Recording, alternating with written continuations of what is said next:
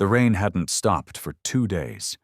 It tapped against the wide windows of the Whitmore estate like it was trying to get inside. Beyond the glass, Asheville lay in a cold, misty hush.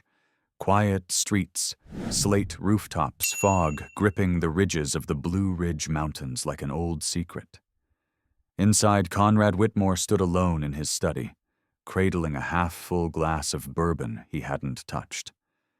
His reflection in the dark window stared back at him. Sharp blue eyes under a crown of thinning silver hair, the weight of his years etched into every line of his face.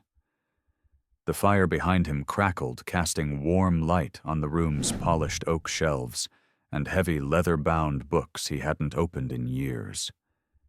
He had built everything. He had the kind of wealth people read about in business magazines and barely believed was real. Private jets, homes in 3 countries, the kind of connections that made other billionaires say his name carefully. And yet, he was dying. 6 months, the doctor had said. Maybe less. Pancreatic cancer didn't care how many foundations had your name on them. It didn't slow down for legacy. It simply took. Conrad's fingers tightened slightly around the glass, still untouched. What haunted him most wasn't the diagnosis. It was the silence that followed it. His daughter Meredith had blinked twice and immediately asked about the succession plan.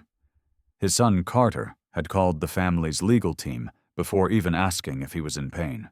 He hadn't expected tears, but he had expected something. The intercom crackled softly, Mr. Whitmore Ellis's voice low and respectful. Conrad didn't turn. "Come in." The door opened, and Ellis Dawes stepped in quietly holding a tablet. The family lawyer for 30 years, Ellis had seen Conrad at his most ruthless and on rare occasions like this, at his most human. "Report," Conrad asked, still looking out the window. Ellis hesitated. "The hospitality staff at the Grove Park Inn escorted you off the premises in less than 2 minutes. The maitre d' at the River House told you to leave before you spoke a word. That makes 7 locations." Conrad finally turned. He was dressed in a threadbare coat from Goodwill and a pair of old boots scuffed with red clay. The disguise wasn't much, but it worked. No one had recognized the billionaire beneath the layers of poverty. They hadn't needed to. They'd seen what they thought they were looking at and dismissed him. 7, Conrad said, nodding. And not a single one saw a person. Just a problem. Ellis's voice was measured. "You're putting yourself at risk. You don't need to prove anything, Conrad. You've given to charity for decades. Your foundations mean nothing," Conrad said sharply. Then softer. "They're marble monuments. Tax write-offs. I built them to be seen. I want something that matters. One honest soul. One person who still sees value when there's nothing to gain." He paused the fire behind him, casting a slow flicker across his face. "I want to see if kindness still exists. Not for headlines, not for leverage, just because it should." Ellis looked at him for a moment, then nodded slowly. "Where will you go next?" Conrad set the bourbon down. "Somewhere unexpected. Downtown, small, real, a place that doesn't know my name." He started unbuttoning his vest. "Tonight's test is my last. If I don't find someone, maybe I don't want to write a will." Ellis didn't speak. He didn't need to. He simply watched the man who had conquered entire industries walk out into the cold night in a second-hand coat, chasing something money could never buy.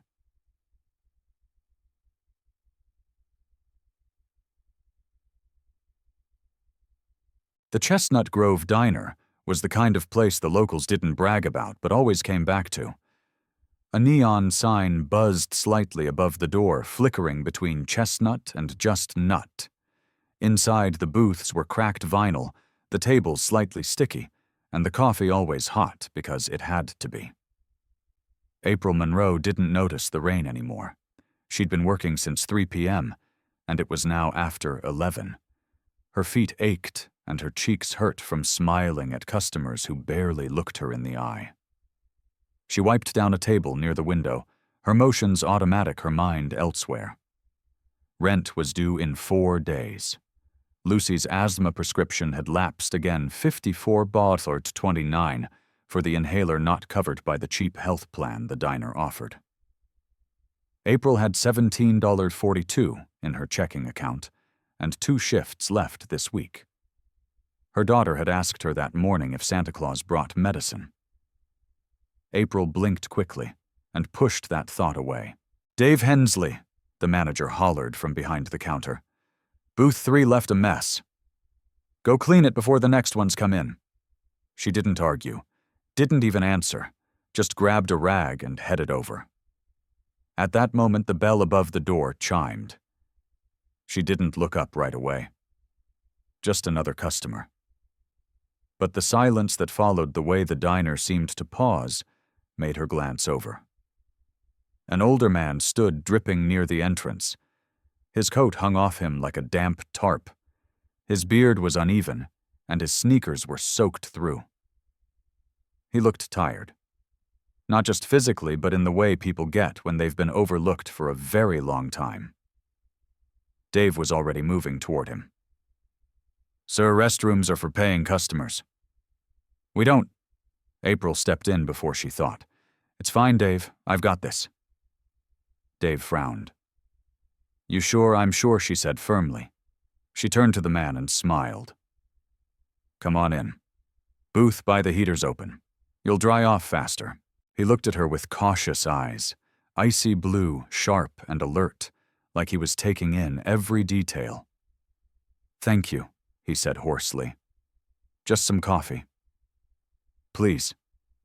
"Coming right up," April said, already reaching for a fresh pot. As he slid into the booth, she brought him a cup, and without asking added a bowl of soup and a roll from the warmer. "On the house?" she said casually. He looked at the food. "I didn't order that. You looked cold." He looked at her again. "And what do I look like to you?" April blinked. "Like someone who's had a long day." He gave a soft, surprised laugh. "That's accurate." She smiled and turned to walk away. "Miss," she turned back. "Why?" he asked. "You don't know me. I can't tip you. I can't help you." "Why be kind?" April hesitated. Then quietly, "Because I've been there." "Not exactly. But close enough to know what it feels like when no one sees you." The man stared at her for a long moment.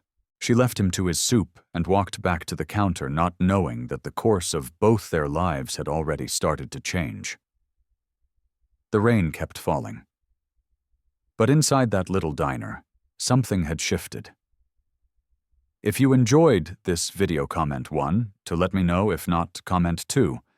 Your thought matter to me either way. The soup had gone cold, but Conrad hadn't touched it. He sat in the booth by the heater, the vinyl sticking to his damp coat, his hands curled around the warm coffee mug, like it was an anchor. Outside, the rain still whispered against the window, washing the sidewalk clean 1 drop at a time. He watched her. April Monroe. The name was stitched in faded thread on her apron, just above a splatter of mustard from someone's unfinished burger. She moved like someone used to being needed, but not appreciated, quick, careful, invisible, unless something went wrong. Her blonde hair was pulled into a loose knot, the ends frizzed from the humidity. Her sneakers were worn almost flat. Every so often she rubbed the back of her neck, wincing slightly, like she didn't realize how tired she really was. Conrad had spent decades sitting across from CEOs and kings, billionaires, and predators. He knew how to spot someone bluffing, someone playing a role. April wasn't playing anything. She was simply surviving. Dave barked her name again. "Booth 7 needs silverware. And you forgot to wipe down the syrup tray." April's lips pressed together, but she didn't flinch. "Got it," she said, already moving. Conrad's eyes narrowed. Not at her. At him. The manager. A man who clearly measured people by how fast they moved and how little they complained. Interesting. She passed Conrad's booth again, carrying a tray of dirty dishes, and paused just long enough to glance at the untouched soup. "Not hungry?" she asked, tilting her head slightly. Conrad shook his head. "Just slow." She smiled, small but real. "Take your time. No rush." Then she was gone again, balancing plates and dodging a kid in muddy rain boots who had escaped his mother's grip. Conrad reached into his coat, pulled out the spoon, and took a slow bite. It wasn't good. It wasn't bad either. Just simple. Broth and carrots, noodles and chicken. Someone's idea of comfort. He took another bite. For a moment he just sat there, the heat from the radiator finally reaching his soaked bones, the sound of the diner soft and human around him. It was the most peaceful he'd felt in weeks. Then a voice, sharp and unfamiliar, cut across the room. "Well, look who's still here." April stiffened before she even turned. "Ronnie." He was leaning against the side of the counter like he owned it, one hand tucked into the pocket of a denim jacket too light for the weather, his smile casual but pointed. He looked like someone who wanted to be noticed, like someone who thought the world owed him something. April kept her voice even. "You shouldn't be here. I'm just saying hi," he replied. "Didn't expect to see you still working the late shift." "We're not doing this," she said quietly. "Please." Ronnie's eyes flicked toward the old man in the booth. "You giving away meals now?" Conrad sipped his coffee, silent, observant. April stepped closer to the counter, lowering her voice. "Go home, Ronnie." "You still living in that upstairs unit off Maple Street?" he asked. Little Lucy still have that cough. April's jaw tightened. Ronnie smiled again, then turned to leave like he'd only stopped in for directions. "Be seeing you," he tossed over his shoulder. The bell above the door chimed again, and just like that, he was gone. Conrad raised an eyebrow as April walked slowly back toward his booth, wiping her hands on her apron like she needed something to do with them. "I'm sorry you had to see that," she murmured. "You don't owe me an apology," Conrad said softly. "Seems like he's the one with something to be sorry for." April gave a tired smile. "He never is." She looked down, adjusted the salt shaker. "We were together when Lucy was born. He left when she got sick, said he couldn't handle hospitals or responsibility." Conrad nodded slowly. "Sounds familiar." April glanced at him. "You've got people like that too. I have children," he said. "They were raised with everything. Except heart." He hadn't meant to say it out loud. It just slipped. April gave him a look, not pity, not shock. Just understanding. "I'm sorry," she said, and this time she meant it. "I'm not," he replied. "It tells you who people really are. Some people rise when life gets hard, others vanish." She looked down again, fiddling with the edge of the table. "I keep thinking if I just work harder, if I just keep showing up, maybe someday things will change." "They will," Conrad said. "Not because the world changes, but because you do." April tilted her head, curious. "What does that mean?" "It means people like Dave will always be Dave. Ronnie will always look for shortcuts." "But you—" He paused, looking directly at her. "You already know what matters.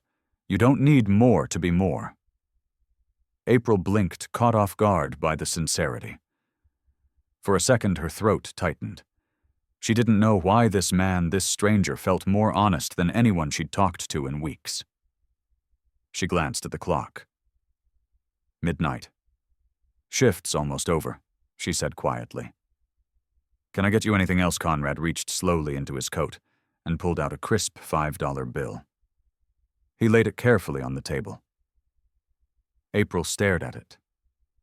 He saw the hesitation in her eyes, the way her shoulders lifted ever so slightly. And then, "No," she said gently, picking up the bill and holding it out to him. "You keep this." Conrad frowned slightly. It's a tip. For the kindness. The service.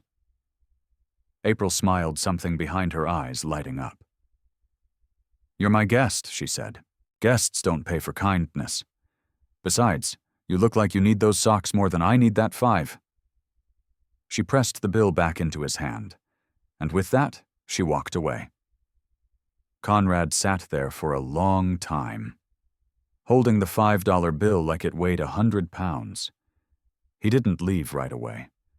He watched her finish cleaning, watched her say goodbye to the line cook, watched her wrap up 2 leftover rolls in a napkin and tuck them into her tote bag like a small victory. Only when the lights flickered off and April walked out the back door into the rain did Conrad finally move. He rose slowly, his joints stiff, and stepped outside. The air smelled like wet asphalt and pine. Around the corner, a sleek black sedan waited at the curb. Graves, his driver, stepped out immediately, umbrella in hand. Sir Conrad looked back at the diner one last time, then down at the $5 bill in his hand. I found her, he said quietly. He slid into the back seat, closed the door, and for the first time in a very long time, he smiled. Take me home, he said. We've got work to do. The next morning, the Whitmore estate woke in silence. Fog curled like breath across the stone terrace. In the vast study with its vaulted ceilings and heavy velvet drapes, Conrad Whitmore sat in his leather chair, the $5 bill from the night before, resting on the desk in front of him like an artifact. He stared at it for a long time, as if the creases and smudges could speak. Ellis Dawes stood across from him, composed in his usual charcoal suit, a steaming mug of coffee untouched in his hand. You found her, Ellis said softly. Conrad didn't answer at first. Then she didn't hesitate, not for a second, not even when she needed it more than I did. He leaned back in his chair, pressing his fingertips together. That kind of heart, Ellis. I've spent my life rewarding ambition. Ruthlessness, knowing when to strike and when to pull back. And what did I build with it? Ellis didn't speak. He knew better. I built a kingdom of glass, Conrad said. And I gave the keys to people who only see their reflection in the surface. He stood slowly, walking over to the window. The mountains in the distance were still cloaked in fog. He tapped the glass once softly. Last week I told Meredith I was sick, he said. She asked about the transfer of control before she asked if I was scared. Carter called the company lawyer before he called me back. Conrad turned to face him. His voice didn't rise, but it hardened. I am not leaving this world just to hand it over to people who will grind it into dust. Ellis nodded once. You want to proceed? I want the papers drawn up today, Conrad said. I want it airtight, and I want her name protected until the ink is dry. Ellis hesitated. You're certain? I've never been more certain of anything, Conrad said, looking back at the $5 bill. And when they find out, let them try to tear her down. I'll still be gone, but the fortress I leave her with, they won't be able to shake it. Ellis opened his briefcase. Then we begin.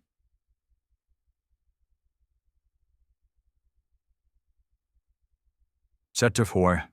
April had only slept for 3 hours. Lucy's wheezing had started around 6 a.m., and the usual remedy, the warm mist humidifier, the half-hour of breathing treatments had barely helped. April sat on the floor of their one-bedroom apartment, holding her daughter in her lap, rubbing small circles on her back, as the little girl leaned against her chest, tired but trying to smile. Did the dragon go away? Mama Lucy asked between breaths. April kissed her forehead. He's shrinking, sweetheart. You're stronger than him. Lucy's small fingers curled around her mom's hand. I had a dream last night. Yeah, April whispered. You were in a big house with shiny floors, and you were wearing a dress that sparkled like Christmas lights. April smiled, even as her chest ached. That sounds like a beautiful dream, it was Lucy whispered. You weren't tired anymore. April swallowed the lump in her throat and held her tighter. By 10 a.m., Lucy's breathing had eased and April had called the diner to say she'd be late. Dave hadn't even pretended to care. "You've got a shift starting at 11. You want the hours or not?" He'd barked into the phone. April stared at the ceiling after hanging up. The paint was peeling near the vent. The air smelled faintly of mold. The $54.29 for Lucy's prescription sat in her phone's notes, highlighted and circled. $17 short. She exhaled and stood up slowly, brushing her hands on her jeans. "Time to be magic, Mama," she whispered. She left Lucy with Mrs. Patterson down the hall and headed out the door, the diner uniform clean, but faded the familiar weight of exhaustion already pressing against her spine. By noon, the diner was half full. Rain still streaked the windows, and the air smelled like burnt toast and over-fried bacon. April moved quickly, balancing coffee refills with short conversations, smiling just enough to keep tips from disappearing completely. But something felt different, a weight she couldn't quite name. And then he walked in. Not Conrad, someone else.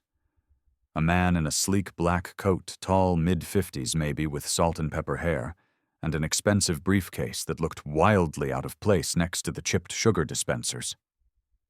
He paused near the entrance, scanned the room, and walked toward the counter. April didn't recognize him, but her instincts sharpened. He sat at stool number 5. April approached, pen and pad in hand. "Coffee to start?" The man gave a small smile. "Actually, I'm looking for someone." "April Monroe." She blinked. "That's me." He extended a business card. "My name is Ellis Dawes. I represent the estate of Conrad Whitmore." April stared at him, confused. "I'm sorry." Who Ellis's smile didn't waver. "Mr. Whitmore was here last night. You knew him as," she cut him off, voice low, "the man in the coat." "Yes," Ellis said gently. "That was Mr. Whitmore. He passed away early this morning." April's heart stuttered. She lowered her pad slowly. He was just here. He had soup. I know Ellis said it was important to him. He was looking for something, for someone." April said nothing, just listened. "He found you," Ellis added softly. "And he left you something. I need to speak to you privately if you have a few minutes." Dave was suddenly at her elbow. "Hey, what's going on?" "It's personal," April said quickly. Dave folded his arms. "She's on the clock." Ellis looked him dead in the eye. "Then I'll pay for her time." Dave opened his mouth to argue, then saw the logo on the card. Something shifted. 10 minutes, he muttered. April followed Ellis outside. The rain had slowed now, just a soft mist in the air. "I don't understand," she said. "Why me?" Ellis opened his briefcase and pulled out an envelope. Inside a single sheet of paper. Typed, signed. "This is a preliminary notice of intent," he said. "Mr. Whitmore named you the primary beneficiary of his estate." April blinked. "What? It's substantial," he continued gently. "But what matters most is that he believed in your character. He believed you were the right person to carry forward what he built." April stared at him, eyes wide. "You're saying he left me money?" "Yes," Ellis said quietly. "And not just money, a legacy, a choice." April looked away, heart pounding. "But I'm nobody." Ellis paused, then said carefully, "Last night you gave a man your kindness when you had almost nothing to give. He saw everything in that." April couldn't speak. She looked down at her worn sneakers, the cracks in the sidewalk, the breath rising in the cold. Then back up at the man holding her future in a single envelope. The rain picked up again, but she didn't move.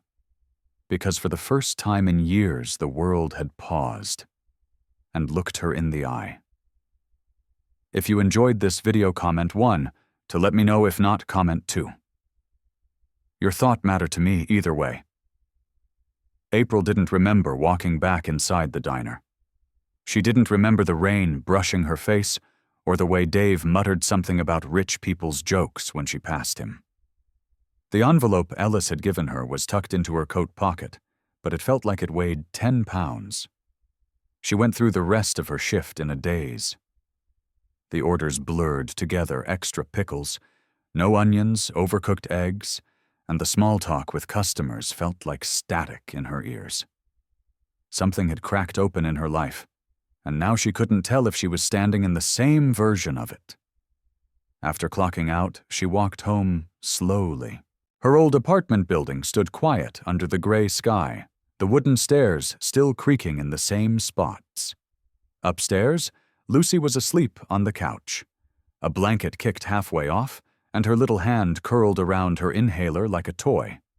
April sat beside her, brushing a strand of hair off her forehead. For a long time, she just watched her breathe. Then she pulled the envelope out. The letter inside was simple. No fanfare, no legal jargon meant to impress or intimidate.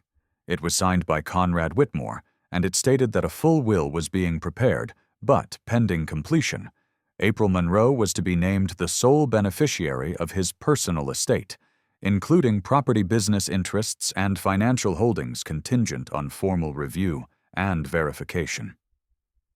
There was one line at the bottom, handwritten in neat cursive. Money means nothing if the heart behind it is hollow. You reminded me what it means to give.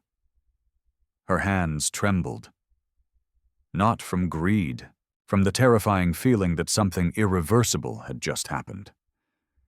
She folded the paper and set it down, staring at the wall for a while, heart racing and mind too loud. 3 days later, she sat in the back seat of a black town car headed toward Biltmore Forest. She hadn't told anyone. Not Dave, not Ronnie, not even Lucy, just that Mommy had a meeting about a possible job change. The truth still felt too big, too strange to say out loud. Ellis sat beside her quiet, letting the weight of the moment settle without interruption. When the gates to the Whitmore estate opened, April's breath caught in her throat. She had seen big houses before on TV and magazines, glimpses driving through the wealthier part of town, but this wasn't just a house. It was a statement. A long stone driveway led through manicured trees toward a home that looked more like a private inn than a residence. Tall windows, ivy climbing the brick, a wide front porch with lanterns that flickered even in daylight. When the car stopped, a man in a tailored suit opened the door. "Welcome, Ms. Monroe," he said with a small bow. "I'm Harris, the estate's house manager." April stepped out slowly, boots crunching softly on gravel. "Hi," she said, her voice barely there. Inside the house was warm, elegant. Every piece of furniture looked older than her apartment building, but nothing felt cold. There were books lining the walls, a grand piano in the corner. The scent of citrus and cedarwood lingered in the air. Ellis motioned for her to follow him into a sunlit sitting room. A fireplace crackled softly, and on the coffee table waiting for her was a small stack of documents and a leather-bound journal with a green ribbon tucked inside. "He left this for you," Ellis said. "It's personal, not legal. He started it the night after he met you." April sat down, slowly staring at the journal. "He barely knew me." Ellis gave a gentle nod. "Sometimes you don't need time to recognize truth. Sometimes a single moment is enough." She opened the journal carefully. The first page was blank. The second read, "She refused the money. I offered her $5, and she gave it back like it was nothing. I've spent my entire life watching people do unthinkable things for $5 million. But five moved her to protect me." April covered her mouth with her hand. She couldn't read anymore. Not yet. Ellis waited, giving her time. After a long silence, he cleared his throat gently. There is one thing you should know. His children. Meredith and Carter. They're aware of the changes, and they're not happy. April blinked. He had kids, yes, Ellis said carefully. But their relationship was strained. Mr. Whitmore felt they had become more focused on inheritance than impact. April laughed once, dry and low. That sounds familiar. You'll meet them soon, Ellis said. They've requested a meeting with the board at Whitmore Holdings, and as you're now the primary stakeholder, you'll need to attend. She stared at him. What am I supposed to say to people like that? I've never even been inside a boardroom. You tell the truth, Ellis said simply. The same way you did that night at the diner.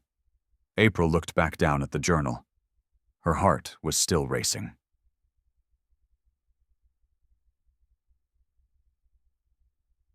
Elsewhere in the city, in a high-rise apartment overlooking the downtown skyline, Meredith Whitmore held a crystal tumbler in her hand, staring at a news brief on her tablet. Unconfirmed, reports swirl around Whitmore estate changes. She tossed the tablet onto the couch and turned to her brother Carter, who was busy knotting a silk tie in the mirror. They're leaking it. Slow drip. Classic tactic. Carter didn't look up. It's not confirmed. We can still challenge it. Dad was sick, Meredith snapped. He probably wasn't in his right mind. Or maybe Carter said, tightening the knot, he was finally in his right mind. Meredith shot him a glare. Carter shrugged. We ignored him for months, Mir. You think Ellis doesn't know that? You think there isn't a paper trail of our silence? She paced the room. We don't lose to a waitress. She's not just a waitress anymore. We fix this, Meredith said, voice sharp now. We schedule the board vote. We press the competency clause. If she's not qualified, the trust defaults back to us. Carter raised an eyebrow. You want to publicly attack the dying wishes of our father? Try to throw out a charity waitress who was kind to him on his deathbed. We don't need to destroy her, Meredith said, suddenly calm. We just need to make her feel out of place. Carter gave a slow, cold smile that he said we can do. Back at the estate, April stood alone on the back patio, staring out at the long stretch of garden that rolled down the hill behind the house. The sky was clearing. Light pushed through the gray, casting a quiet glow on the wet stone path. Ellis stepped out beside her. You're officially the owner of this house. April shook her head slowly. It doesn't feel real. Real doesn't always feel familiar, Ellis said. Sometimes it feels like stepping into someone else's shoes until you grow into them. She turned to him, her voice softer now. Do you think I'm making a mistake? No, he said without hesitation. But you're about to walk into a storm. You'll need people around you who won't let you lose sight of who you are. April looked back out at the horizon. I've spent years feeling small, Ellis. Invisible, always trying to be enough for a world that made me feel replaceable. She took a breath. But not anymore. The wind picked up slightly, brushing her hair across her cheek. Ellis looked at her, the quiet conviction behind her words settling like stone between them. He knew. The storm was coming. But April wasn't the same woman who walked into that diner shift 3 days ago. She was about to be tested not for what she had, but for who she had always been. The Whitmore Tower rose like a steel monolith in the heart of downtown Asheville, glass concrete and quiet power. Inside the top-floor conference room, the atmosphere was ice-thin and polished to a gleam. The board table stretched across the space like a runway of judgment. Everything was neutral, beige walls, black leather chairs, stainless steel fixtures. No warmth, no softness. Just status. April stood near the door, her hands clasped tightly in front of her pulse, fluttering in her neck. Her blazer, it wasn't designer, but it was clean, and fit well felt, suddenly too stiff across her shoulders. She'd worn it exactly once to a job interview that led nowhere. Today she was stepping into a boardroom not to ask for a job, but to take control of a legacy. Ellis stood beside her, his calm presence grounding her like an anchor tied to still water. "You don't need to impress them," he said quietly. "You just need to be honest."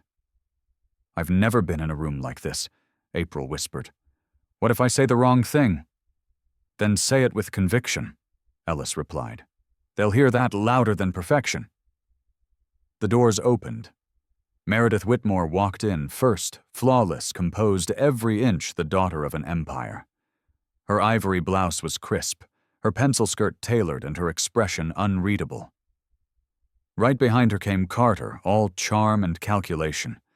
He offered April a brief nod, more out of obligation than acknowledgement, then slid into the seat at the head of the table, like it was still his by birthright.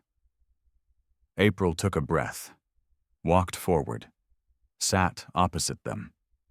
1 beat of silence. 2. Then Meredith leaned forward, resting her manicured hands on the table. "Miss Monroe," she said, tone clipped, "we appreciate you coming." April nodded once. "I didn't think I had a choice." "You didn't?" Carter added, smiling without warmth. April held his gaze. "Then let's not pretend I'm here for coffee and compliments." Ellis blinked once, then folded his hands, impressed. A few members of the board shifted in their seats, the tension in the room beginning to buzz just beneath the surface. Meredith smoothed a hand across her papers. "As you may know, the transfer of control to a previously unknown individual has caused concern. Mr. Whitmore's health was declining. His judgment may have been compromised." April spoke, voice steady. "I met your father once. He wasn't confused. He wasn't incoherent. He saw me. That's more than I can say for either of you." Meredith's lips pressed into a thin line. "With respect, our concern isn't personal, it's practical. You have no experience running a corporation, no business education, no formal financial background. This isn't about your character, Miss Monroe. It's about competence." Carter chimed in, still lounging like it was all a formality. "You're a waitress, and that's not an insult. It's just reality. The company can't be run like a soup kitchen." April's face didn't flinch, but inside a deep well of old shame stirred every condescending glance, every brush off, every job application that never got a call back. "I'm not pretending to be a CEO," she said. "But maybe that's the problem. Too many people have spent their lives pretending they deserve this room." Ellis cleared his throat. "Miss Monroe is the legal majority stakeholder.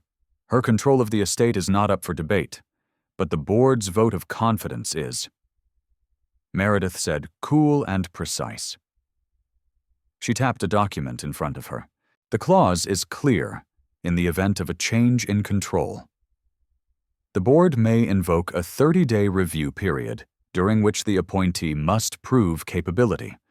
If not, the board has the right to appoint an interim operator." April swallowed. "You want to take it from me?" Carter gave her a pitying look. "We just want to protect what our father built." April leaned in slightly. "No. You want to protect what you think you deserve. But if he trusted you, he would have given it to you." "He didn't." Silence, sharp, heavy. Then Meredith's voice, low and surgical. "So you believe he chose you over his own children because of a bowl of soup and a conversation?" April let the words settle, then answered softly. "No. I believe he chose me because, for the first time in a very long time, someone treated him like a human being instead of a stepping stone." She stood slowly. "I don't know the margins or the market forecasts, but I do know what matters. I know what people give when no one's looking. I know how it feels to be invisible. And I know that kindness, real kindness, changes everything." She looked around the room. "You're afraid of what happens if someone like me has power, because I won't use it the way you would." Then she turned and walked toward the door. Not in defeat, in clarity. Ellis followed a few steps behind her. As the doors closed behind them, Meredith exhaled slowly. "She's going to be a problem," she said. "No," Carter said, finally sitting up straight. "She already is." In the car, April stared out the window, her reflection ghost-like against the glass. "I was out of my depth," she murmured. "You were out of their mold," Ellis replied. "There's a difference." She laughed once short, shaky. "They're going to come for me, aren't they? They already have," he said. April turned to him. "Why didn't he tell them? Why didn't Conrad say goodbye? Leave a note, a video, something that would make them understand." Ellis hesitated. "He did." April blinked. "What?" "He recorded a message. The night before he passed.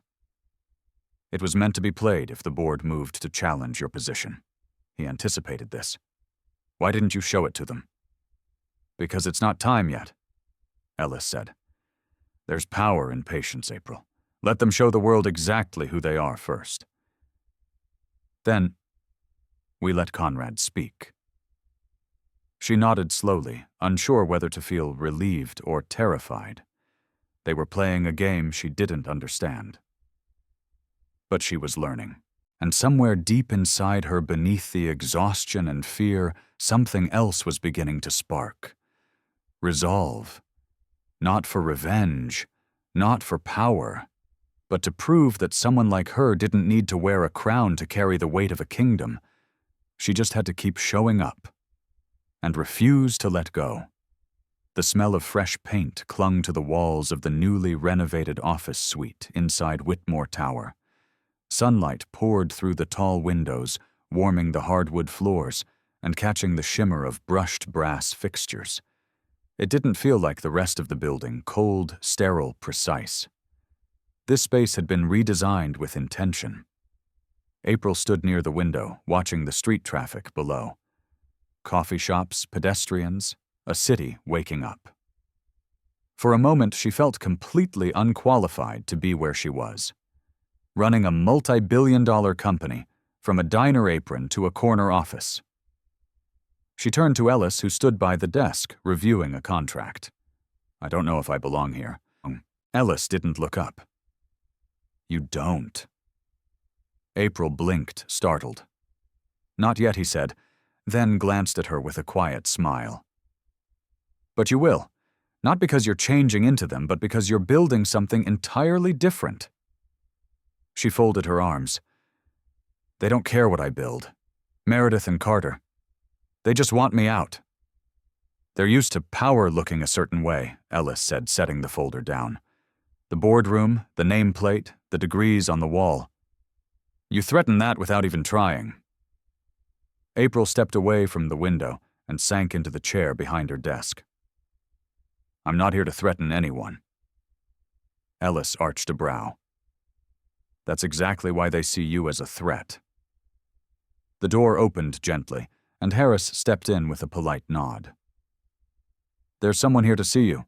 He doesn't have an appointment, but he's persistent." April stood, nerves tightening. Who, before Harris could answer, a tall man stepped around him. Dark jeans button-down shirt rolled at the sleeves, short beard. His eyes were warm. Hazel curious, a little amused. "Sorry," he said. "Didn't mean to cause trouble. I just figured it was time to return a borrowed pen." April froze. She knew that voice. "Kai." He grinned. "Hey, April." Harris took the cue and closed the door behind him. April blinked, trying to place the last time she saw him. What are you doing here?" "I read about everything," Kai said, stepping closer, holding a small paper bag. "The will. The inheritance. Thought I'd bring breakfast in case you haven't had time to eat."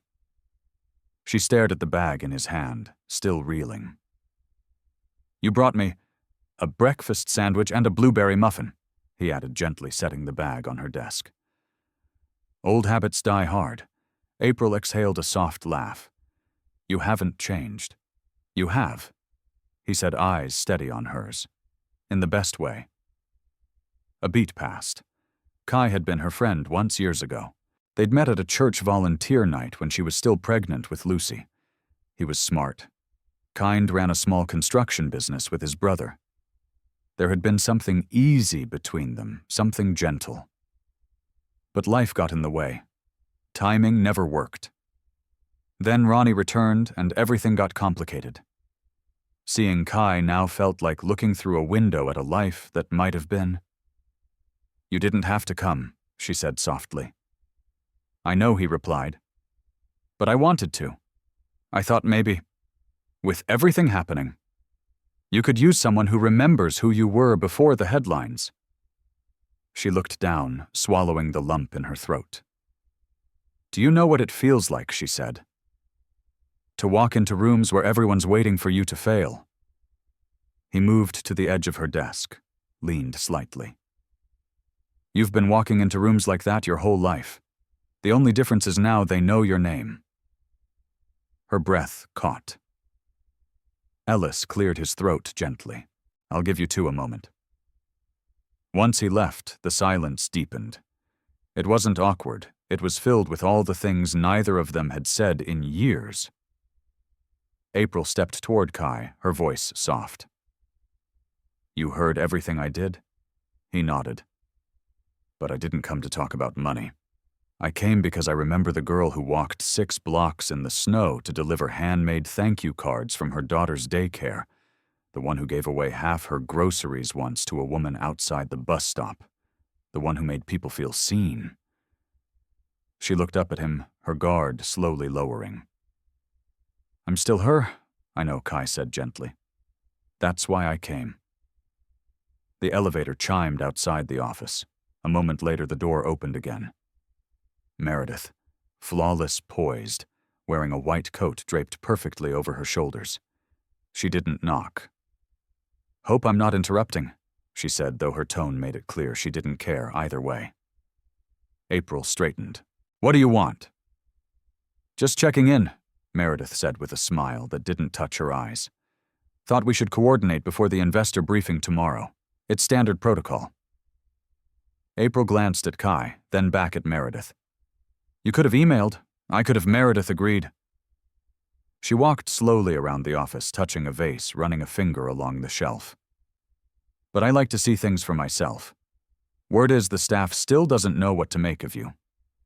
The former janitor said he thought you were the new PR rep." April didn't respond. She knew what this was. "I'm here," Meredith continued, turning to face her, "because we both know appearances matter. And right now yours is a little unpolished. The board's watching. So are the press." She looked at Kai. "And bringing your old boyfriends to the office. Not exactly the image of leadership." April's jaw tightened. "You can leave now." Meredith smiled, collected her purse, and headed for the door. "Oh," she added with a glance over her shoulder, "I'd double-check the investor report. Carter made a few changes." Then she was gone. April stood still, letting the weight of the moment settle. Kai looked at her. "She's scared of you." April turned to him, surprised. "What? She's scared," he repeated. "Because you didn't flinch." April exhaled, then walked to her desk, grabbed the muffin from the bag he brought, and sat down. "Let's get to work," she said.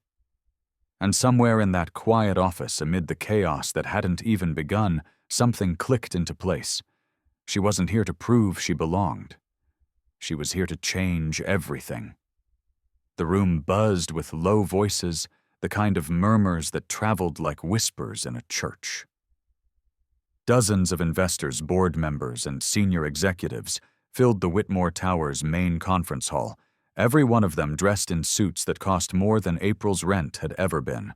Polished wood, tall ceilings, subtle lighting. The space felt like a stage, and every seat was a front-row view of her debut.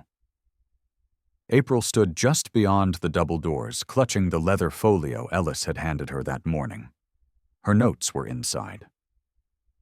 Talking points, strategy reminders of the numbers she had memorized with every spare second she could grab. She wasn't expected to lead this meeting. She was expected to survive it. Ellis joined her a moment later, adjusting his tie. "This is the part where most people forget how to breathe," he said gently. April let out a quiet breath.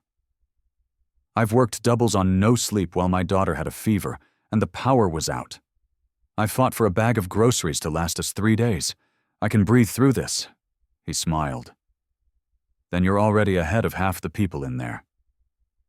She looked at him. "They want me to choke." "No," Ellis replied. "They want to believe you'll disappear quietly, that you'll hand it back." April shook her head. "I'm not handing anything back. Not after what he gave me." The doors opened. And just like that, she stepped into the room. Every head turned. Some curious, some cold. A few surprised she hadn't come in through the service entrance. She walked straight to the table and took her seat, Conrad's former chair. Meredith and Carter were already there, seated side by side, like twin flames frozen in glass. Meredith gave her a slow, deliberate smile. Carter didn't even bother to look up from his phone. The lead investor, a man named Howard, with a silver beard and gold cufflinks, cleared his throat. "Miss Monroe, we appreciate your time today." April nodded. "Thank you for having me. Let's begin with the quarterly forecast," Meredith said, her tone effortlessly polished. "We've prepared a presentation based on last month's adjusted earnings." She clicked the remote, and a sleek set of slides filled the projection screen behind her. Numbers, graphs, carefully curated data. April watched quietly. Then she leaned forward. "May I ask a question?" Meredith paused. "Of course." "These projections," April said, pointing, "they don't account for the layoffs proposed in Division 3. Are those already in motion?" Meredith blinked just slightly. "That's part of the restructuring plan we discussed. You must remember it was included in the report we shared last week." "I remember," April said. "But I asked for those layoffs to be paused pending my review." Carter finally looked up. "That was a formality, wasn't it?" April's voice remained calm. "No, it wasn't."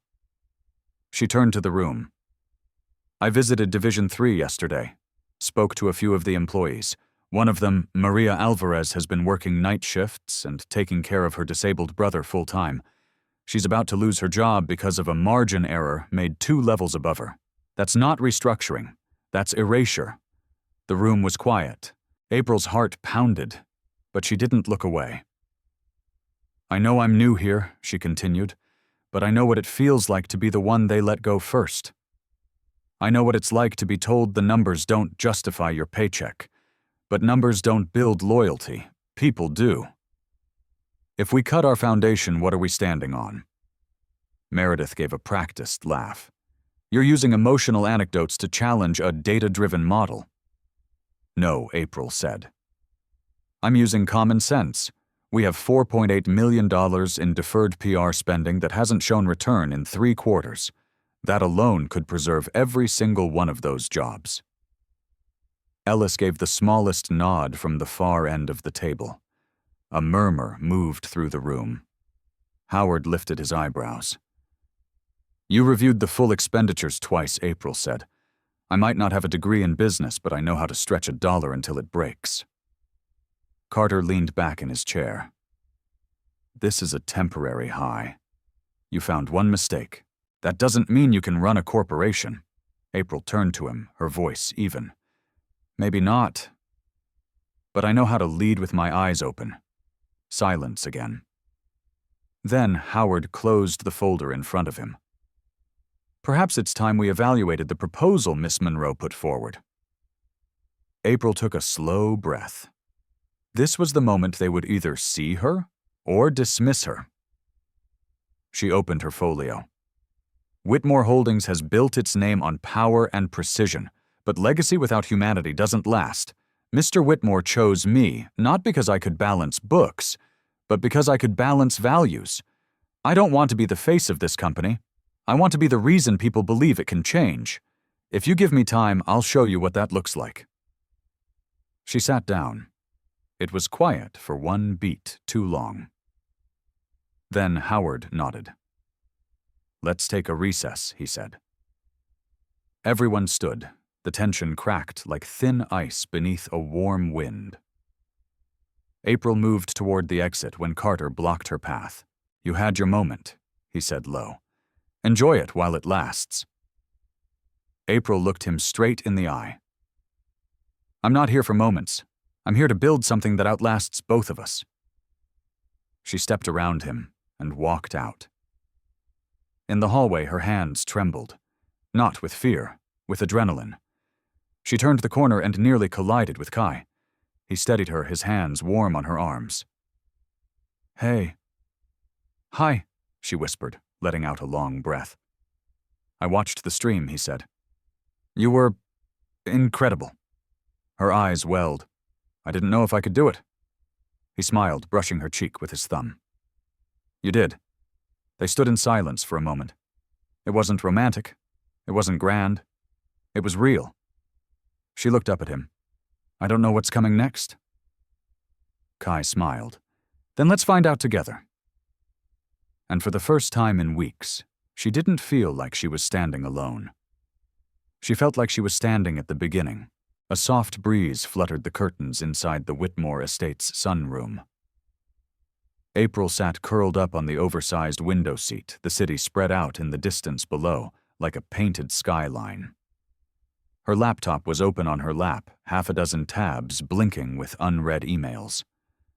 Her phone buzzed again. Another notification from the press office, another request for a comment, another headline she didn't ask for. Waitress turned billionaire inside April Monroe's meteoric rise. She closed the tab. The truth was, she didn't feel like a billionaire. She felt like a mother trying not to drown in a world that had never been built for her. And now that she was at the helm of one of the largest private corporations in the Southeast, every misstep felt amplified, every silence a weakness someone was waiting to exploit. Footsteps approached. Gentle, steady. Kai. He walked in holding 2 mugs, steam curling from the tops. "You looked like someone who forgot to breathe again." April smiled faintly and accepted the mug. "It's constant." He sat beside her, his leg barely brushing hers. "That's how you know it matters." "I read a memo 3 times today and still forgot the names of the senior analysts," she said. "I keep wondering when someone's going to stand up in a meeting and say, 'She doesn't belong here,' and this whole thing collapses." Kai took a sip of his coffee. "They don't have to say it. You're already hearing it." April turned to him, brows furrowed. He held her gaze gently. "You're hearing their doubt in your own voice, but it's not yours. It's just old noise." She swallowed hard. "I'm scared, Kai," she said barely above a whisper. "Not of the job, not even of failing. I'm scared I'll forget who I was before all of this." Kai reached out and took her hand. "Then don't forget. Build from it." April looked down at their intertwined fingers, the comfort it gave her. The safety. The clarity.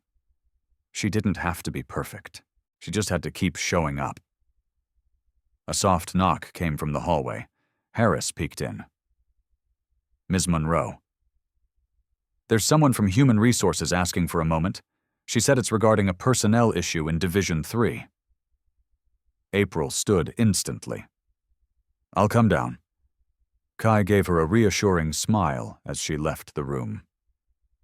Downstairs, April found a young woman in her late 20s waiting just outside the elevator.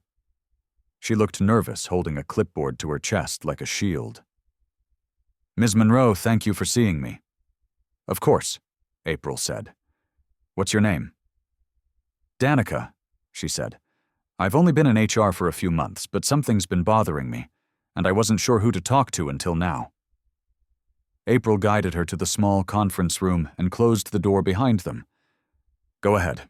Danica looked around, took a breath, then said, "There's a group of mid-level managers in Division 3 who've been quietly reassigning shifts and limiting hours for certain employees, mostly single parents and older staff. It's not written anywhere. But I've seen the patterns. April's expression darkened. Why Danica hesitated. To push them out. They won't fire anyone directly, but they're trying to make conditions so difficult that people resign. And since it's not official policy, it's hard to prove. April leaned forward. Do you have documentation? Danica nodded. I started tracking it, at first just to understand what was happening, but once I saw the trends, I couldn't look away. I've been scared to bring it up, but after I saw what you said at the investor meeting, I thought maybe you'd care. April reached for the folder. I do. Danica handed it over with shaky hands. I'm probably putting a target on my back. No, April said, her voice firm. You're helping me put one on theirs. Later that night, April sat in her office at home with the folder spread out across her desk. Ellis joined her reading over the documentation quietly. This is a pattern, he said finally. Subtle, but coordinated. We need to act, April said, before they silence her. Before they do more damage. Ellis nodded. You'll have pushback. Meredith and Carter are going to paint this as you overreaching again.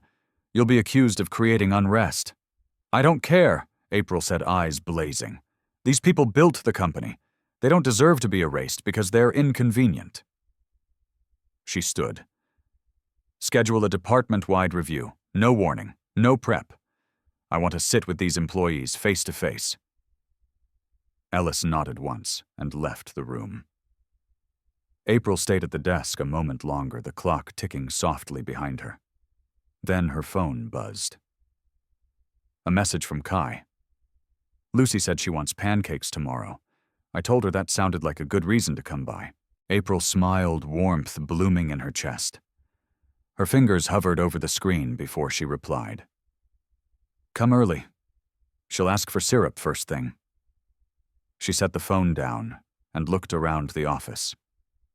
It was still hard to believe this world was hers now. But if she had the chance to make it better for Lucy, for people like Danica, for the hundreds whose names she hadn't learned yet, then she would.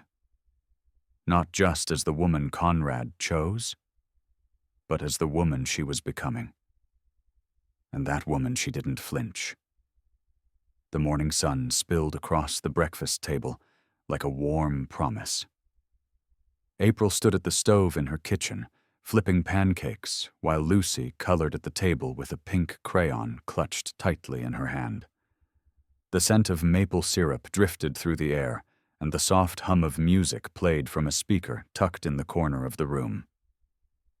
Kai sat across from Lucy, helping her draw a crown on a cartoon dog.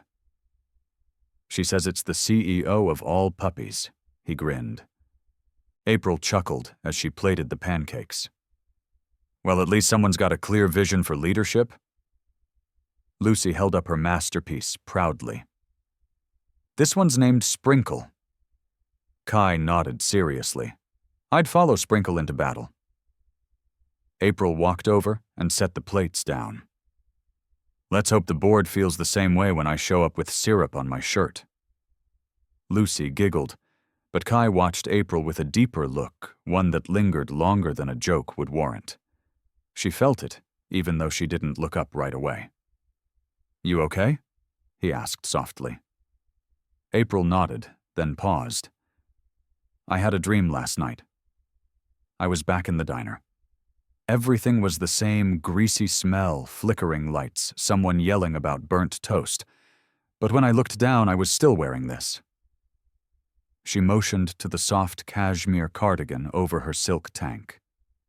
Kai leaned back. And how'd that feel? Like I didn't know where I belonged anymore, she admitted. He was quiet for a moment. Maybe it means you belong in both worlds. April smiled faintly, brushing a strand of hair from her face. Or maybe I'm afraid neither world fully sees me. He reached across the table, just resting his fingers near hers. "I do." She met his eyes. There was no grand gesture, no confetti or music swelling, just quiet truth between two people who had weathered too much life to fall for fantasy. Then her phone buzzed. "Ellis." She stood and stepped into the hallway to answer. "Morning," she said. "You should get down here," Ellis replied. "Now." Something in his voice made her stomach tighten. "What happened?" "There's been a leak. Internal documents, Division 3 payroll data, bonuses, layoff memos, the whole package. It's hit the press." April closed her eyes for a second. "Was it Danica?" "No," he said. "We believe it came from someone inside the executive team, possibly to undermine your review. They're calling it the loyalty trap, suggesting you're rewarding whistleblowers and retaliating against long-term managers. That's not true," "I know," Ellis said. "But it doesn't have to be true to cause damage." She opened her eyes, voice tightening. "I'll be there in 20. When she returned to the kitchen, Lucy was licking syrup from her fingers. "Mommy's got to go to work," April said gently, leaning down to kiss her forehead. Kai stood reading her instantly. "Want me to take Lucy to the park?" April hesitated. "Would you—" "Of course," he said, already grabbing her daughter's jacket. "We'll build a sprinkle kingdom," Lucy squealed. April turned to him one more time at the door. "Thank you." Kai nodded. "Go fix your empire." By the time April arrived at the tower, the media storm had already begun. Her face was plastered across several business sites, headlines swirling Whitmore whistleblower. Scandal is the new CEO too involved from diner to damage control. April Monroe under fire. She stormed into the executive conference room where Ellis Danica and a few senior staff were gathered. A screen on the wall showed a digital article with redacted employee emails. "Who did this?" April asked, her voice low. "We're still tracing the source," Ellis said, "but there's more." He clicked to the next slide, an email chain between Carter and a PR consultant. "They're trying to spin this," Danica said. "Make it look like you're trading loyalty for silence." April stared at the screen. This was never about silence. It was about fairness, and they know that, Ellis said. But they also know how to manipulate perception. April folded her arms. "Then we take it back." Danica looked confused. "How we go public?" April said. "Not with spin. With transparency. I want to hold a press conference." "Today?" Ellis blinked. "That's a high-risk move." "I'm not hiding," she said. "I'm not going to lead this company from behind a locked door while people guess who I am." He studied her for a long moment, then nodded. "I'll make the arrangements." 2 hours later, April stood behind a podium in the tower's media room, a wall of cameras facing her, the company logo behind her in bold silver. The room was silent. She looked directly into the lenses. "I'm April Monroe. Some of you know me as the woman who inherited a fortune I never expected. But before that, I was a waitress, a mother, a woman who had to fight to be seen." Her voice didn't shake. "And I know what happens when powerful people operate in silence. So I will not be silent." She paused. A recent leak revealed bonus discrepancies and quiet layoffs in Division 3. That leak was not authorized. But the truth it exposed matters. I authorized a department-wide review to protect people who were being pushed out without cause. She stepped forward slightly. "I will not apologize for valuing people over profit. I will not apologize for listening to employees who haven't had a voice.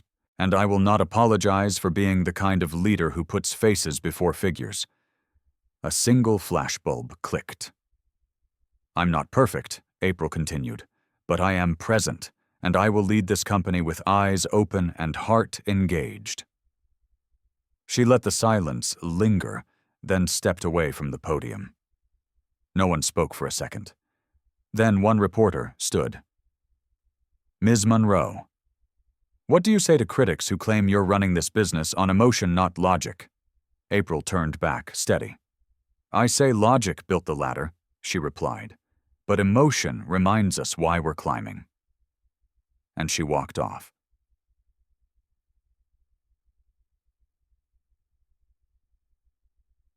Upstairs, Meredith watched the live feed from her office. She sipped her tea calmly, then picked up her phone. "Get me Carter," she said. "It's time we show her how deep this game goes." Her smile was thin, controlled, because April might have won the moment. But the next move was already in motion. Rain streaked the glass windows of Whitmore Tower like soft brush strokes, blurring the city into a watercolored hush. April stood at the far end of the executive floor, her reflection ghosted in the window arms crossed, heart pacing under her sweater. The press conference had aired on every major network. And while her words had landed well with the public comments pouring in supportive messages from employees, even a national morning show request, it was the silence from inside the building that unsettled her most. No word from Meredith, no reaction from Carter. Just waiting. Waiting was never neutral. It meant something was coming. Ellis stepped in holding a tablet. His expression was unreadable. "We have a problem."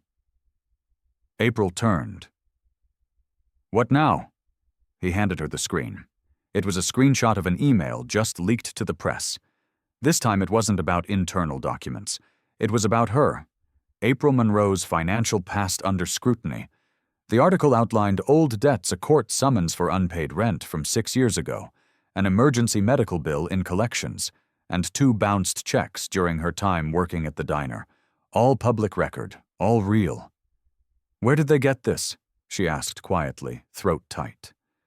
"Doesn't matter," Ellis said. "They timed the release to counter the public goodwill you gained yesterday. They want to shift the narrative, paint you as reckless, unstable." April stared at the headline. "I was broke. I was trying to survive. And now they're using that as a weapon." "They're counting on shame to silence you," Ellis said gently. April lowered the tablet and stepped back to the window. "It's not the facts that hurt, it's the judgment. Like my struggle makes me unworthy of this seat." He nodded. "They can only use it against you if you try to hide it." She turned slowly. "Then maybe I shouldn't hide anything." Ellis looked at her, then gave the smallest smile. "That would be the boldest move yet." April nodded once, then headed for the door. "Set up a team meeting. Internal only. I want to say this myself." The conference room was quiet, except for the tapping of rain against the windows. A dozen of the company's senior staff and department heads were seated around the table. Danica sat near the end, notebook open. Kai stood in the back, hands in his pockets, watching her with a mix of concern and admiration. April entered and walked straight to the front. "I'll get to the numbers in a minute," she began. "But first I need to talk about something more important." She set a single sheet of paper on the table. "This is a record of my financial history before I stepped into this office. Yes, it's real, yes, it's public, and yes, it's being circulated right now to suggest that I'm unfit to lead." No one spoke. April continued, voice steady. "I've been evicted. I've paid bills late. I've stood in grocery lines calculating whether I could afford both diapers and dinner." She paused. "And I'm still standing." Kai's chest rose as he exhaled slowly, pride in every breath. "I've made mistakes, but I've also made sacrifices. For my daughter, for survival, for dignity. And if you think that makes me weak, then you've never had to claw your way back from the bottom." Danica looked down, her eyes glassy. April moved closer to the table. "I'm not the polished executive you're used to. But I know how to fix broken systems because I've lived inside them. I know how to lead people because I've stood where they stand. And if you give me a chance, if you stand with me, I promise you we'll build something here that isn't just profitable. It'll be meaningful." Silence stretched for a moment. Then Ellis nodded. Slowly, one by one, others followed. April felt the pressure in her chest ease slightly. It wasn't unanimous, but it was beginning. After the meeting, as people filed out, Kai waited for her at the door. "You didn't flinch," he said. She looked up at him, exhaustion on her face, but fire still behind her eyes. "I can't afford to." Kai tucked his hands into his pockets. "Lucy and I made dinner. Mac and cheese chef's special." April smiled, a real one this time. "That sounds perfect." They walked to the elevator together, the soft click of her heels against the marble floor the only sound. Before the doors closed, Ellis called out, stepping up quickly. "April." She turned. "There's one more thing," he said. Something from Conrad. Her breath caught. "What is it?" He handed her a small envelope, aged and handwritten. "He asked me to give it to you when you were ready. I think that's now." She stared at it as the elevator doors closed. Her hands trembled slightly, but she didn't open it. Not yet. Not until she knew what she wanted to do next. Because the next move was hers, and it would matter more than anything she'd done before. April sat alone in the corner of the sunroom, the envelope from Ellis resting in her hands like something fragile, too powerful to ignore, too heavy to open without breaking something inside her. Conrad's handwriting was unmistakable. Bold, precise, just like the man himself. The night had fallen quiet. Lucy was asleep, curled up in her favorite blanket on the couch. Kai was in the kitchen cleaning up dinner, humming some half-remembered tune under his breath. The soft sounds of life moved gently around her, but her mind was spinning. Was this letter going to explain everything, reveal why she'd been chosen? Or was it just one more burden to carry? She didn't want praise. She wanted understanding. Maybe even permission to keep leading without feeling like she was stealing a crown that never belonged to her. She traced the edge of the envelope with her thumb. "Still haven't opened it?" Kai's voice was low, almost cautious. She looked up as he walked over, drying his hands on a dish towel. "I'm scared," she said honestly. He sat across from her. "Of what's in it, of what it might change." Kai leaned forward slightly, or confirm. April let the silence stretch, then finally slid her finger under the flap and opened it. A single page folded neatly. She unfolded it slowly, heart pounding. "April, if you're reading this, it means you're still standing. I knew you would be. You didn't come into my life by accident. I saw you long before that day at the diner. I'd been watching, listening. I needed someone who didn't flinch when life got ugly. Someone who could spot truth through noise. Someone who didn't break under weight, just bent and kept going. You passed every test, not because you were perfect, but because you never stopped choosing kindness when it cost you. That's the rarest kind of strength. I've built empires, but you build people. That's why this company needs you.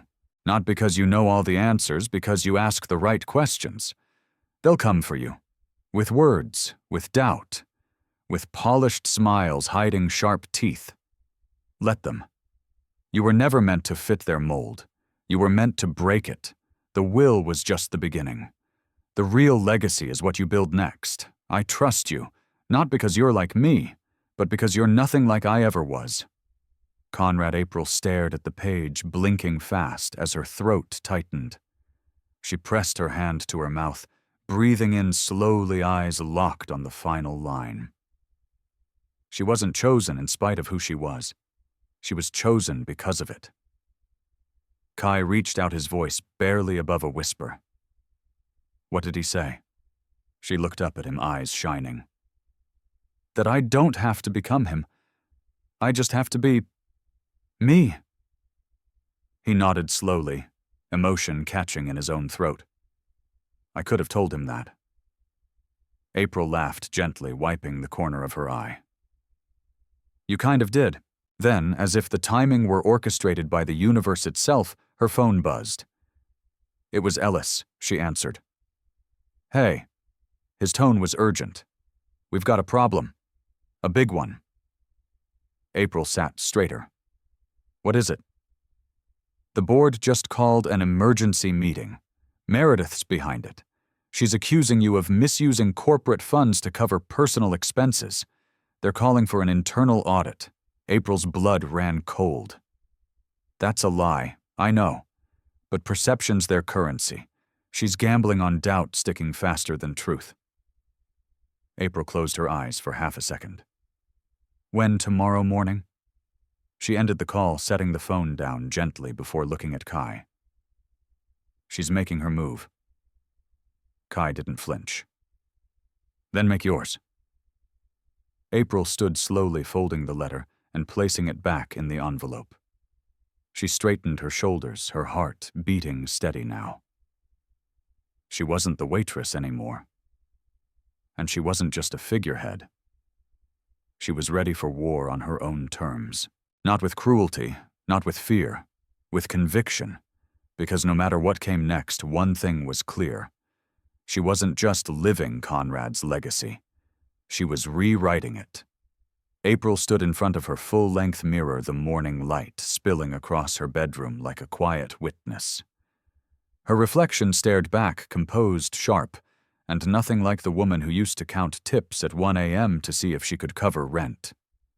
Today, her navy blazer rested perfectly against her shoulders, the silk blouse beneath it pressed and clean. But it wasn't the outfit that gave her courage.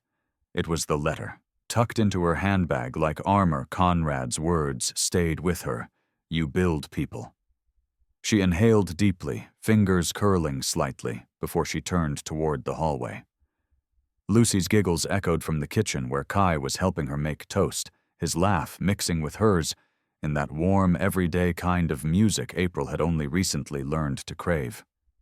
She paused by the doorway, watching them for a second longer than she meant to. Kai noticed. She's already had 2 pieces. I'm being held hostage for jelly. April smiled. No one escapes the peanut butter negotiations. Lucy waved. Bye, Mommy. April crossed the room, crouching to kiss her daughter's cheek. Be good for Kai, okay? Kai reached out, just brushing his hand over hers as she stood. You ready? I have to be. He nodded, his voice low but steady. You've already won more than they'll ever admit. She didn't answer, but their eyes held for a moment. Then she turned and left. The boardroom was cold in every way a room could be. Long glass windows, longer stairs. Meredith sat near the head, dressed like confidence itself, tailored, elegant, unreadable. Carter flanked her, flipping through a folder with theatrical disinterest. April entered without hesitation. Ellis followed his face, calm but alert. A few other board members sat scattered around the table, murmuring to each other. Howard, the lead investor, stood to start the meeting. We've called this session due to allegations raised regarding potential misuse of company funds tied to the current CEO's discretionary account. Ms. Monroe, you're invited to respond before we proceed with discussion. April stepped forward. Let me begin by saying this clearly. I have not used 1 cent of Whitmore Holdings' money for personal gain. Every dollar accounted for under my direction is traceable, transparent, ethical. She placed a folder on the table. This is a complete audit, conducted by an independent firm. It was initiated the day after Conrad's passing at my request. Meredith raised an eyebrow. How convenient. No, April said, turning to her. Responsible. I knew stepping into this role came with scrutiny. I didn't wait for trouble. I prepared for it. She turned back to the board. What's happening today isn't about ethics. It's about fear. Some people in this room are afraid of change, afraid that leadership doesn't have to come in one shape or from one pedigree. They're not used to someone leading with empathy instead of ego. The room shifted slightly. Eyes glanced between each other. Carter scoffed. Are we supposed to believe you're the savior of corporate America? Now April's voice remained calm. No. But I do believe we can stop treating integrity like a novelty. She walked slowly to the whiteboard and picked up a marker. I asked Danica and a team of junior analysts to study our current attrition rates. What we found was a pattern: good people leaving not because of pay, but because they didn't feel safe, didn't feel seen. She drew a curve showing the drop in retention. If we don't address this, we'll lose more than headlines. We'll lose the heart of this company. Howard leaned forward. You've clearly come prepared, Ms. Monroe. But I need to ask for the record, are you denying all allegations made against you? I am April, said firmly. And I'm inviting a second audit publicly shared. If we believe in accountability, let's live it. Silence. Then Meredith stood slow and smooth. That won't change your inexperience. No, April said. But neither did your experience change the fact that hundreds of employees were quietly being pushed out under your watch. And I fixed that. Meredith's smile faded. April's voice dropped just enough to quiet the room. You can try to make me small. You can spread stories, manipulate the narrative pull strings behind closed doors. But I won't step back. I won't be silent. I won't be ashamed of the path that brought me here. Howard cleared his throat. We've heard enough. We'll recess for deliberation. April nodded and gathered her things. As she walked past Meredith, the other woman said quietly, This isn't over. April met her eyes. I know. But the difference is I'm not afraid of starting over. She exited the room without looking back. Out in the hallway, Ellis caught up with her. That was bold. It was necessary, April said. Then her phone buzzed. A message from Kai Lucy says you're brave. She's right. April let out a long breath, heart steadier now. Whatever came next, vote or no vote approval or fallout, she knew who she was. And she wouldn't trade that clarity for anything. The soft tick of the grandfather clock echoed through the nearly empty hallway outside the boardroom. April paced slowly, her heels clicking on the polished marble with each step. Every minute that passed without an answer stretched like string pulled too tight. She didn't know what would come next, only that she had already risked everything to protect the truth. Ellis sat quietly on the bench, flipping through his phone, not reading anything. You want to distract yourself or sit in the tension, he asked without looking up. April gave a tight smile. There's no distraction big enough right now. He nodded once like he understood. Then the doors opened. Howard stepped out, his face unreadable. We've reached a decision, he said, pausing for a heartbeat. We'd like you to come back in. April exhaled slowly and nodded. She walked into the room, head high, heart pounding like a war drum under her skin. The board members were seated again, the air more hushed than before.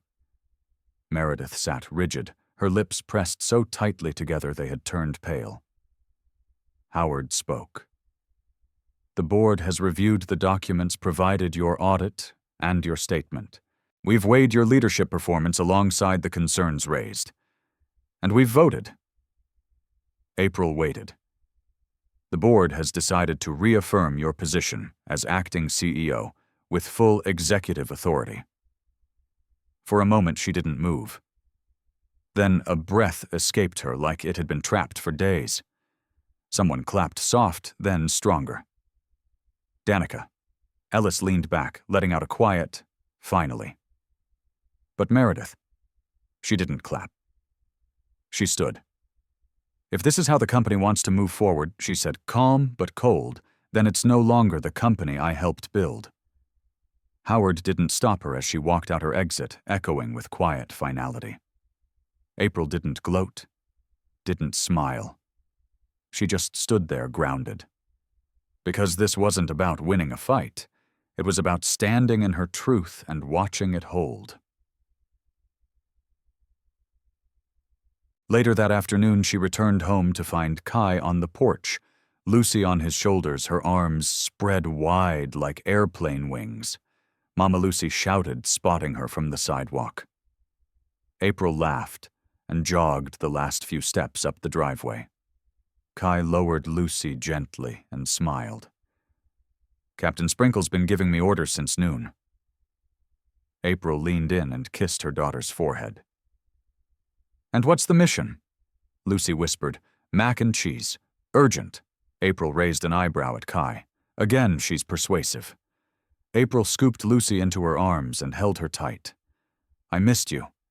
Lucy rested her head on her shoulder, small and warm.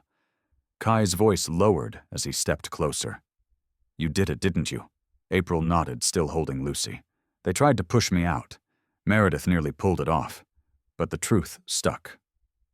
Kai looked at her with quiet awe. "You've changed everything." "No," April said. "I just stopped hiding."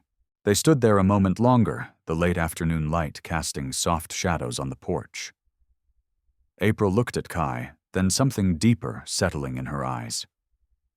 "You know," she said quietly, "when Conrad left me the company, I thought it was just a strange final twist in his life. A whim, a power move." Kai tilted his head. "And now I think—" She paused, her voice dipping. "I think he saw something in me I hadn't dared believe yet." He nodded, a faint smile tugging at the corner of his mouth. "He saw the woman you were going to become." April met his gaze and felt something in her chest tighten, not in pain but in recognition. Something was shifting. He reached out and tucked a strand of hair behind her ear. "And the woman you are now, she's worth standing beside." She didn't answer right away. But the way she looked at him, it said everything. Maybe this wasn't just about a company. Maybe this was about rebuilding her whole life from a place of honesty, of heart. And maybe, just maybe, she wouldn't be doing it alone. April woke to sunlight brushing across her sheets, warm and quiet.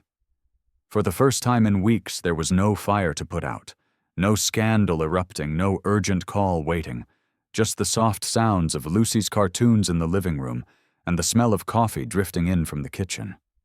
She lingered in bed for a moment, her fingers curled loosely around the edge of the blanket. It felt strange, this calm, like the pause after a long storm, when you're still bracing for thunder, but all you hear is birdsong. When she finally stepped into the hallway, Kai was seated on the couch with Lucy tucked under his arm, both of them laughing at something animated and ridiculous. "Morning," he said, glancing back at her. "We've been watching space bunnies defeat the donut robots. It's intense." April raised an eyebrow. "Sounds like a critical education." Lucy nodded. "Mommy, the bunnies believe in kindness. That's how they win." April blinked. A smile tugged at her lips. "Of course they do." Kai stood stretching a little. "Coffee's fresh." "Want some? I'd love it," she said, following him into the kitchen. As he poured the coffee, April leaned against the counter watching him. There was something easy about the way he moved in her space now, like he belonged. He handed her the mug. Their fingers brushed. A pause. He didn't step away. "You've been quiet this morning," he said gently. "I'm just—" She looked down into the mug. "Thinking." "About—" She hesitated, then met his eyes. "What happens now? After everything?" Kai didn't answer immediately. Instead, he took a breath, set his own mug down, and stepped closer. "I've been wondering the same thing," he said. April's pulse picked up. I've never had space in my life for something like this before. Not real space. Not without chaos hanging over it. "I'm not asking for perfection, April," he said quietly. I'm asking if there's room for me. For us. The air shifted, and suddenly all the boardroom battles and headlines and corporate storms faded into the background. I'm scared, she admitted, her voice barely above a whisper. I know, he said. So am I. She looked up, eyes searching his. But I'm not going anywhere, he added. And then, slowly, with the kind of honesty that needed no dramatics, April leaned forward and rested her forehead gently against his chest. His arms came around her. Solid, warm, certain. For a long moment, neither of them spoke. Then her phone buzzed on the counter. She pulled back just enough to reach for it, her name still glowing on the screen from an incoming text. It was from Ellis. New proposal drafts ready. Investors are impressed. They want your input on the Whitmore Legacy Initiative.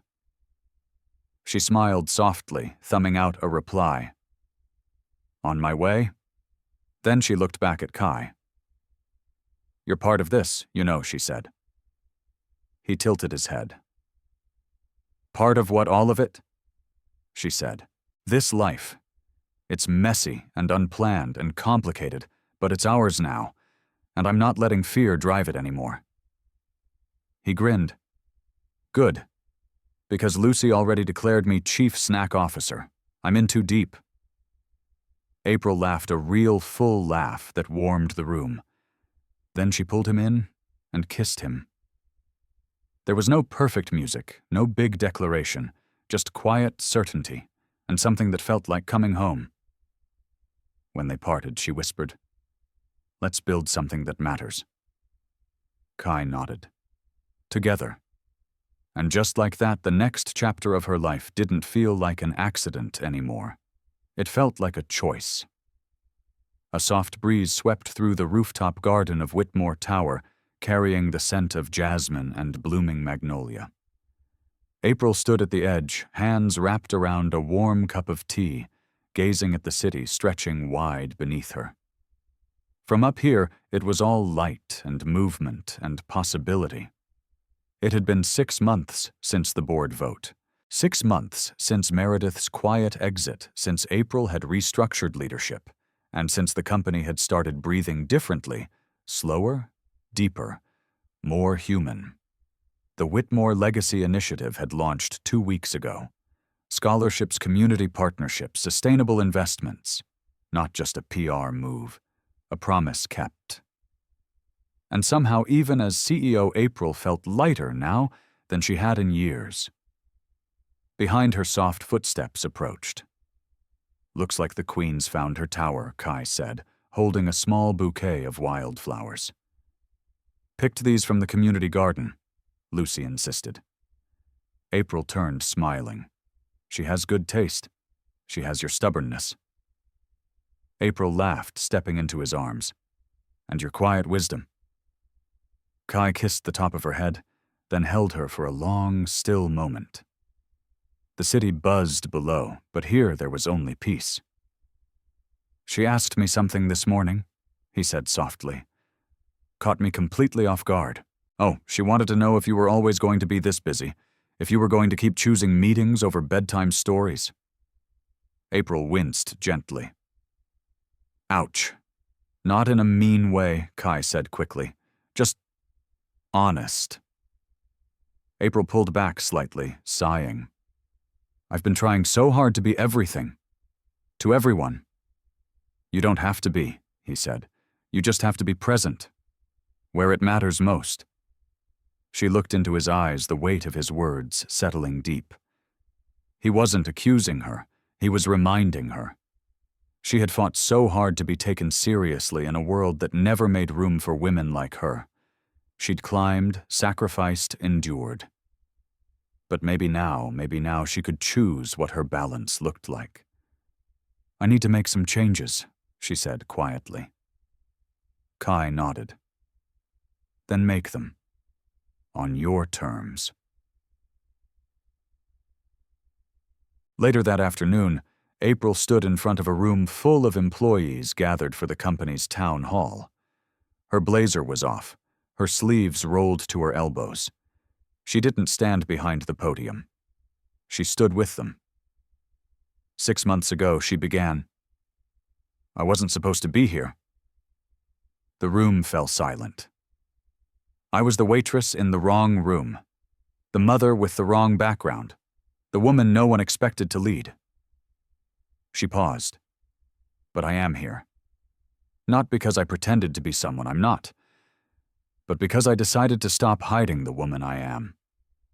A murmur of agreement rippled through the crowd. We've changed policies, we've built programs, we've told stories that needed telling. But real legacy. She looked out at them all. Real legacy happens when people feel safe to show up as their full selves, when they know they matter at every level. She gestured to a row of interns in the back. "To every person in this room, your voice is part of this story. Not later. Now." The applause came slowly, then swelled until it filled the entire space. April felt it in her chest like music. That evening, April returned home to the scent of homemade pasta and garlic bread. Lucy met her at the door in an apron far too big for her. Surprised, she shouted, arms wide. April laughed and scooped her up. "Did you cook this feast? I was the stirrer. Kai was the boss. But I helped taste test." Kai appeared in the kitchen doorway with flour on his cheek. "We may have used too much cheese." April smiled at the scene, her daughter grinning, Kai pretending to juggle tomatoes, the kitchen a happy mess. It was imperfect, unpolished, real, and exactly where she wanted to be. After dinner with Lucy asleep and the dishes done, April and Kai sat on the back porch, their hands gently entwined. "I was thinking," April said, her voice soft in the dark, "about the first time I met Conrad." Kai turned toward her. "He left me a $5 tip. That was it.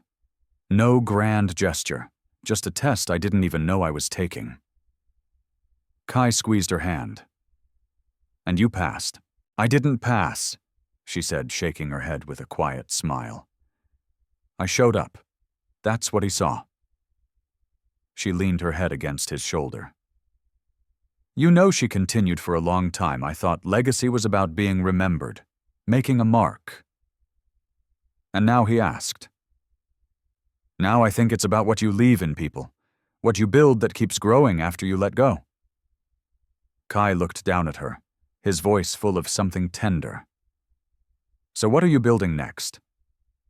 April closed her eyes, breathing in the night air. "A life, one I don't have to escape from." In the months that followed, Whitmore Holdings became more than just a company. It became a movement. Flexible schedules, parental support, mental health resources, pay transparency. April didn't just lead with strategy, she led with heart. And it caught fire. The media kept watching, waiting for her to stumble. She didn't. She just kept showing up, as a CEO, as a mother, as a partner, and when people asked her how she got there, she didn't talk about boardrooms or legacy clauses. She talked about coffee at 6 a.m. tips that barely covered gas, bedtime stories that couldn't be missed. She talked about kindness, and how a single moment, one act of quiet dignity in a diner, was enough to change a man's will and a woman's future. But most of all, she talked about choice. Because her story wasn't about luck. It was about choosing integrity when no one was watching. And in the end, that choice was worth more than all the fortune in the world.